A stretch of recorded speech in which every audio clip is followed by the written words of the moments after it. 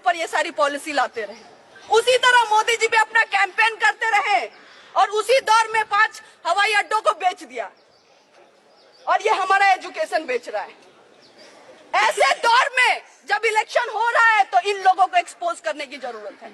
ये जो RSS BJP के लोग हैं, हमें जो नेशनल एंटी नेशनल का डिबेट सिखा रहे हैं, हमें नेशनल बनने की बात बता रहे हैं, हम उनको कहना चाहते हैं कि हमारे जैसा लोग, हर एक इंसान हर एक घर में होता है, जो जेएनयू आने का सपना देखता है, जो पढ़ने का सपना देखता है, एक अच्छे भारत बनाने का सपना देखता है, उनको ये बताना चाहेंगे कि मोदी जी है तो मुमकिन नहीं है, शिक्षा है तब मुमकिन है।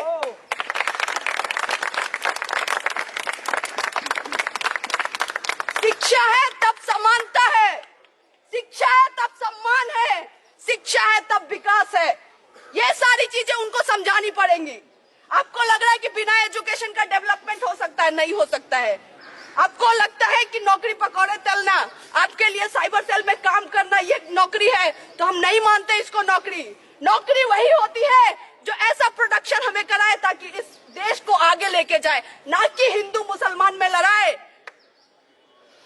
गलत गलत वीडियो डाल के आप दंगे करवा लीजिए पूरे देश में, लेकिन ये देश आपको एक्सपोज करेगा, बोलेगा कि आप ये जो फॉल्स डाइकोटमी क्रिएट कर रहे हैं, इंटरनल एनिमी तब से किए जा रहे हैं। हम पूछना चाहते हैं और हम ये बताना भी चाहते हैं कि इस देश का अगर इंटरनल एनिमी कोई है तो ये आरएसएस के लोग हैं।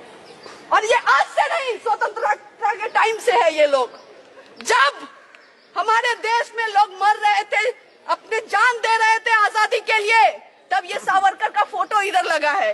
ये लोग ही ब्रिटिशर्स को लेटर लिख रहे थे कि हमें माफी दे दीजिए, और अभी ये बोल रहे हैं कि मृत्युंजय जीतेगा या फिर मृत्यु जीतेगा या सावरकर। जब माफीनामा दोगे तो सावरकर जीतेगा, माफीनामा दोगे, देश बेचोगे तो कौन जीतेगा? सावरकर जीतेगा। अगर इनकी चलती तो ब्रिटिशर के गुलाम होते हम, अभी भी हम गुलाम होते अगर इनकी चलती। और इसीलिए फिर से एक बार ये दौर आ गया है कि एक ऐसे लोग हैं जो फिर से हमें गुलाम करना चाहते हैं, जो देश को बेचना चाहते हैं अलग अलग तरीकों से। हवाई अड्डे बेच दिया, लाल किला तक बेच दिया, लाल किला। और इसीलिए जब सब कुछ बेचने की बात चल रही है तो हमें बताना पड़ेगा कि हम भगत सिंह के जनरेशन से, जो हंगर स्ट्राइक भी किया, हंसते हंसते फांसी पे चढ़ गया, लेकिन अपनी लड़ाई चलाता रहा। ये बोलता रहा कि अगर इंडिया होगा तो एक ऐसा इंडिया होगा जिसमें सबको समानता होगी, सब शिक्षा ले सकता है, सब हेल्थ ले सकता है, और इस तरह के भारत की सपना हम देखते हैं। और इसीलिए आज हम जनरेशन पे एक बहुत बड़ा हमारे ऊपर एक जिम्मेदारी है कि हम सब मिलके इस मुद्दे को आगे लेके जाए और इनको बोले कि आप चाहते हैं एंटी नेशनल नेशनल का डिबेट करना, हम इन सारी चीजों पे डिबेट करना चाहते हैं।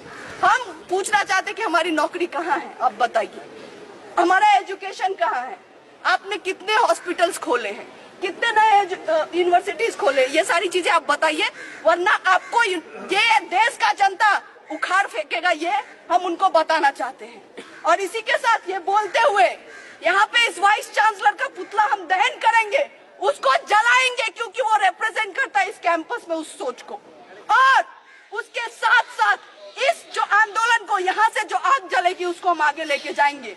ये इंश्योर करेंगे कि पूरे देश में ये बात होनी चाहिए कि क्या चल रहा है जेएनयू में, कैसे एक तरफ आप ईडब्ल्यूएस कर रहे हैं और कैसे दूसरी तरफ लोगों का एक्सक्लूजन कर रहे हैं, किस तरह से सीट नहीं आ रही है एमफिल पीएचडी में, लोगों को रिसर्च करने ही नहीं देना है, एक सेंटर है एक्सक्लूजन का, उसमें एसटी का सीट नहीं है। इससे बड़ा एक्सक्लूजन क्या होगा?